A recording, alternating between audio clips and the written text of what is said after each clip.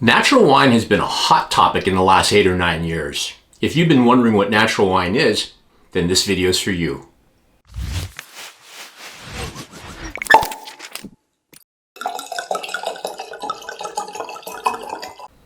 Natural wine is a term given for wines made with very little human intervention. As the term suggests, natural wine is letting nature make the wine. I call it minimalist winemaking. Others call it hands-off or low-intervention winemaking. Whatever you want to call it, it is important to note that natural wines are nothing new. Now, the modern winemaking we see today, now that's new. Techniques like temperature-controlled fermenters, reverse osmosis, Giro palettes, and so on are techniques and devices that were unheard of 75 or 80 years ago. Natural wines, on the other hand, have been produced for hundreds if not thousands of years. I guess it's a bit retro, like bell-bottoms and vinyl records. So let's check out some of the factors that define natural wine. The first is out in the vineyards. In the vineyards, all farming is done organically or biodynamically.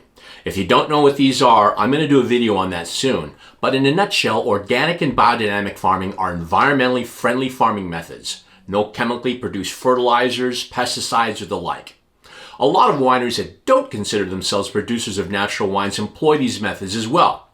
I guess anytime you contribute to the well-being of the planet, then that's a good thing. At harvest time, the grapes are harvested, then sent to the winery. Some natural winemakers will pick their grapes a bit earlier to preserve some of the natural acidity which can help to ward off bacteria and other organisms.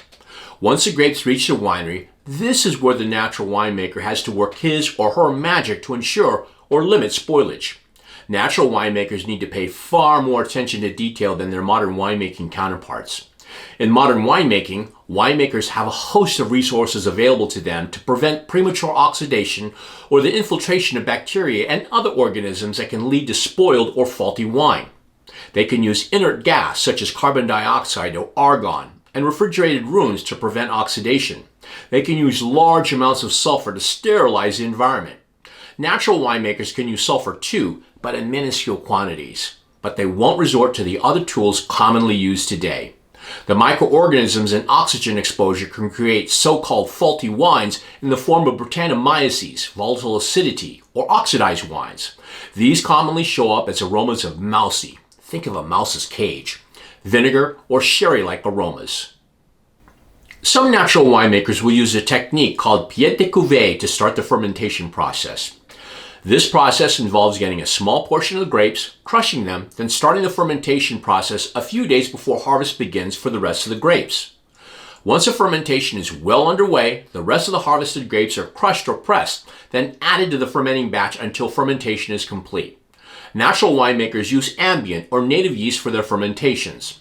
These yeasts are airborne as well as on the skins of the grapes. Using ambient yeast can be a bit tricky as they work on their own timeline, and in some instances can take months to complete alcoholic conversion versus modern commercially isolated yeast, which operate pretty efficiently and consistently, usually within a few weeks or so. With that said, ambient yeast will give the wine its own unique aromatic and flavor profile, something that commercially produced yeast does not do as well.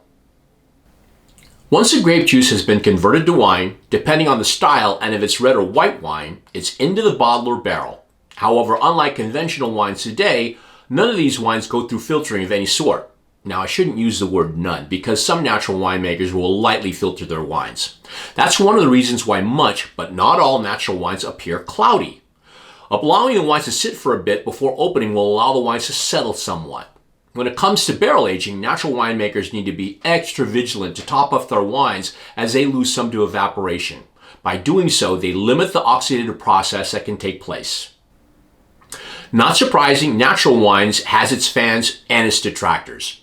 Those who support the style of winemaking point to the environmentally friendly farming techniques and the individual and unique style of wines that result from this minimalist approach. The detractors point to the faults that this process can produce. I mean, faulty wines are faulty wines, right?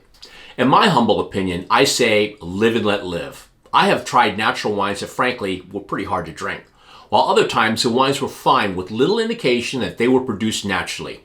I say if you like the idea of wine produced naturally, then carry on and drink all you want. I think the most important thing is you're drinking wine, and to me, that's the most important thing. Well, there you have it. Natural Wine 101. It was probably a bit more complicated than I hoped for, but if the natural wine movement interests you, there are a host of books written on the subject that will help enlighten you more. Thanks for joining me. If you like this video, I hope you'll press the like button, and if you'd like to see more videos just like this, I hope you'll press subscribe. Until next time, peace out.